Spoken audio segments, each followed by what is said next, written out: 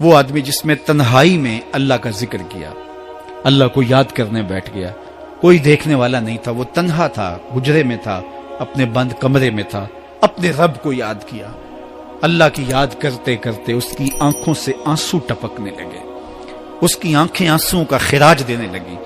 تو میرے اور آپ کے آقا و مولا نے فرمایا کہ یہ آنسو اتنے قیمتی ہیں، ان آنسوؤں کے بدلے میں قیامت کے دن اسے عرش الہی کا سایہ نصیب ہوگا، عرش الہی کا سایہ اسے نصیب ہوگا ان آنسوؤں کے بدلے میں۔ رومی علیہ رحمہ فرماتے ہیں جہاں پانی گرتا ہے وہاں سبزہ اگتا ہے، جہاں آنسو گرتے ہیں وہاں رحمت اترتی ہے۔ تو اس لیے جو اللہ کی یاد میں رونے کا لطف ہے اور اللہ کی یاد میں آنسو بہانے کا اجر اور صلہ رکھا گیا ہے، یہ گناہوں کو دھو ڈالتا ہے، یہ اندر کی صفائی اور ستھرائی کا سبب اور ذریعہ ہے۔ میرے اور آپ کے آقا و مولا نے فرمایا راتوں کی تنہائیوں میں اٹھ کے قرآن پڑھا کرو اور قرآن پڑھتے ہوئے رویا کرو۔ پھر فرمایا فَإِلَّمْ تَبْكُوا فَتَبَاكُوا، اگر رونا نہ آئے تو رونے کی کوشش کیا کرو۔ حضرت داتا گنج بخش علی حجویری سے ایک مرید نے کہا حضرت اگر رونے کی کوشش کریں پھر بھی رونا نہ آئے، فرمایا پھر اپنے مقدر پہ رویا کرو، تم اتنے سنگ دل ہو گئے ہو کہ تمہاری آنکھیں آنسوں کا خراج نہیں دیتی۔ جو رونا نہیں جانتا وہ اللہ کی رحمتوں کو اور اللہ کی کرم نوازیوں کو کیسے سمیٹ پائے گا؟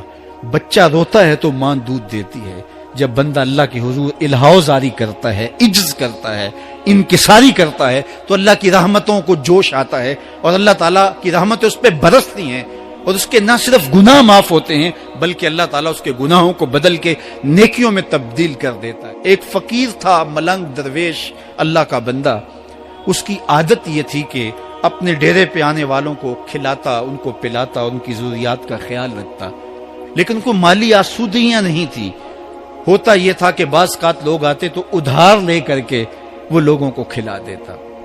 خیر چونکہ فقیر کا مزاج یہ ہوتا ہے کہ لوگ آئیں اس کے ڈیرے سے کھائیں، بابا بلے شاہ نے بھی کہا تھا نا اٹ کھڑک کے دکڑ بجے تتا ہووے چلا، آن فقیر کھا کھا جاون راضی ہووے بلا۔ یہ فقیروں کا مزاج ہے، تو جو بھی آتا اس کے ڈیرے سے کھاتا اور وہ ادھار اٹھا اٹھا کے لوگوں کی ضروریات کو پورا کرتے رہتے۔ وقت آخر آ گیا، جن لوگوں نے ادھار دیا تھا وہ سارے تقاضا کرنے آ گئے۔ اب بابا جی کو کیا فکر لاحق ہے کہ یہ میرے مہمان اور میں ان کو کچھ پیش کرنے کی صلاحیت نہیں رکھتا۔ ایک بچہ تھا، وہ کچھ سامان بیچ رہا تھا، پتیسا بیچ رہا تھا یا کوئی اور چیز بیچ رہا تھا۔ اس نے گلی سے گزرتے ہوئے آواز لگائی، خادم کو کہا سے بلا کے لاؤ، کہا تم بیچ رہے ہو تو میرے مہمانوں کو کھلا دو۔ بچہ بڑا خوش ہوا کہ میں سارا دن گلیوں میں گھوم کے یہ پتیسا بیچنا تھا، اب یہ ایک جگہ ہی سارا فروخت ہو گیا تو یہ تو موج لگ گئی، میں جلدی گھر چلا جاؤں گا، میری ماں خوش ہو گئی۔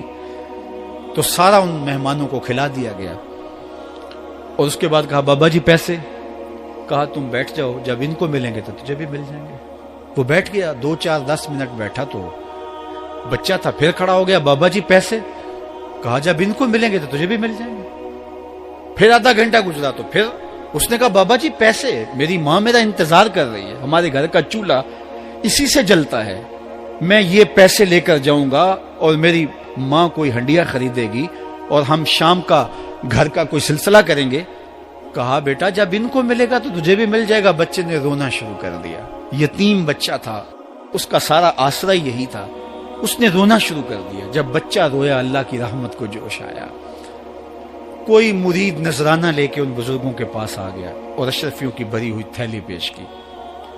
وہ اتنے پیسے تھے کہ اس بچے کو بھی دیے، جتنے لوگ آئے تھے سب کا قرض چکایا، کہا جاؤ گھروں کو۔ تو سب نے کہا بابا جی ہم صبح سے بیٹھے ہوئے تھے تو یہ نذرانہ دینے والا صبح سے نہیں آیا، تو اب کیسے آ گیا؟ کہا صبح سے تمہارے اندر کوئی رونے والا نہیں تھا، ایک رونے والا آیا تو باقیوں کا بھی کام بن گیا۔ بعض اوقات کسی ایک شخص کی وجہ سے باقیوں کی خطائیں بھی معاف ہوتی ہیں۔ آج ہم اجتماعی طور پہ تا حد نظر اندر باہر اوپر نیچے اتنے لوگوں کے ہجوم میں اللہ کی بارگاہ سے یہ توقع رکھتے ہیں کہ مالک کتنے ہجوم میں کوئی ایک تو ہوگا جو تیرا لاڈلا ہوگا، کوئی ایک تو ہوگا جو تیرا بہت قریبی ہوگا، کوئی ایک تو ہوگا جس پہ تیری رحمتیں برسیں گی۔ تو مالک اس کے صدقے سے ہماری خطائیں بھی معاف کر دے، ہمارے گناہ بھی معاف کر دے۔ کوئی ایک رونے والی آنکھ مل گئی، تو باقیوں کا بھی کام بن جائے گا. اٹھ فریدا ستیا تے میلا ویکھن جا, وت کوئی بخشیا مل جاوے تے تو ہی بخشیا جا. میرے مالک ہم سب کی خطائیں معاف کر دے, ہم سب سے درگزر فرما, اور ہم سب کے باطن کو ستھرائیاں دے دے, ہمارے اندر کو پاکیزگیاں دے دے. بہت وقت میں نے اور آپ نے صاحب گزار لیا, تیزی کے ساتھ زندگی بیت رہی ہے. میں اگر اپنے آپ کو دیکھوں تو میری زندگی کتنی بہاریں کاٹ چکی ہے. اگر آپ اپنے آپ کو دیکھیں, کوئی 60 سال, کوئی 20 سال, کوئی 25 سال, زندگی تیزی کے ساتھ گزر رہی ہے. بندہ جب سوچتا ہے کہ میں 40 سال کا ہو گیا ہوں تو آگے میری زندگی کے اگر 30 سال بھی ہیں تو 30 سال تو کافی ہیں, لیکن وہ پیچھے اگر پلٹ کے دیکھے تو 40 سال یوں گزر گئے جس طرح چٹکی بجائی جاتی ہے.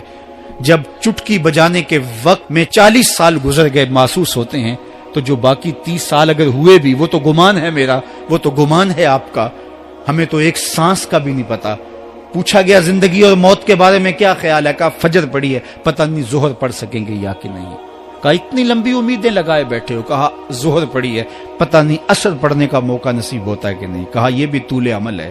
ایک بولا عصر پڑی ہے, پتہ نہیں مغرب پڑھ سکیں گے یا کہ نہیں. کسی نے کہا ایک رکعت پڑی ہے, پتہ نہیں دوسری رکعت بھی پڑھنا نصیب ہوتی ہے یا نہیں. کہا یہ سب تمہارے منہوں کی باتیں ہیں, میں تو کہتا ہوں ایک طرف سلام پھیرا ہے, پتہ نہیں دوسری طرف سلام بھی پھیر سکیں گے یا کہ نہیں. کیا موت اتنی قریب نہیں ہے؟ ہم نے اپنی آنکھوں کے سامنے لوگوں کو جدا ہوتے یوں نہیں دیکھا ہے. ہم کہتے ہیں اس کی خبر سنا رہے ہو موت کی, یہ تو میں نے ابھی سبزی والی دکان پہ دیکھا تھا. لیکن جب موت آتی ہے تو ایک لمحے کا تقدم اور تاخر نہیں ہوتا.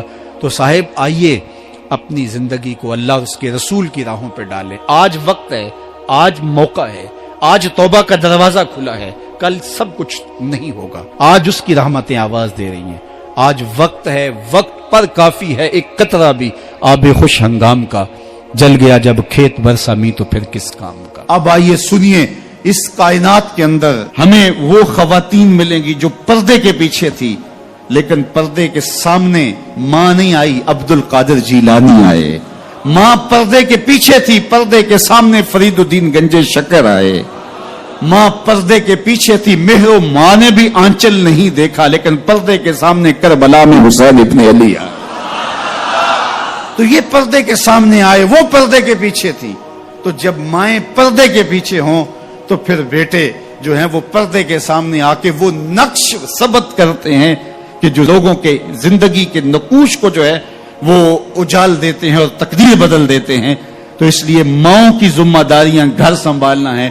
جب مائیں گھر سنبھال لیتی ہیں تو بیٹے بحر و بر سنبھال لیتے ہیں.